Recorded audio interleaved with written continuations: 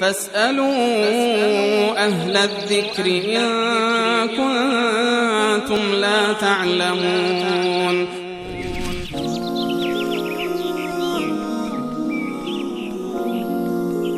بیننده بعدی ما خواهری هستند فاطمه از مریوان. سوالشان این است که میگن در مسجد رفته نماز جمعه را ادا میکنم و بعضی ها میگن که نماز زن در مسجد درست نیست. زنها در زمان پیامبر اکرم صلی الله علیه و سلم و در مسجد نبوی، مسجد پیامبر اکرم صلی الله علیه و سلم، در قسمت پشت سر جای مخصوصی داشتند که همه نمازها به شمول نمازهای پنجگانه و نمازهای جمعه و حتی در میدان وقتی که برای ادای نماز عید و نماز استسقا و حتی نمازهای موارد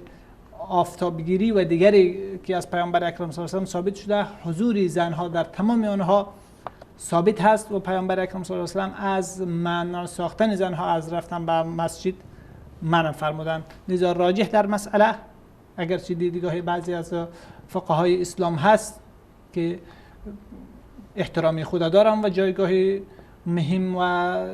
دینی خود در جامعه اسلامی دارند، اما راجح و تقاضای ادله همین است که رفتن زنها برای ادای نماز جمعه و برای ادای نمازهای دیگری در صورتی که جای مخصوص و جداگانه برایشان تخصیص داده شده باشد اشکالی ندارد، بلکه جزئی از سنت های پیامبر اکرم صلی الله علیه و سلم است و از منع ساختن زنها از رفتن برای حضور در جماعت پیامبر اکرم صلی الله علیه و سلم منع فرمودند.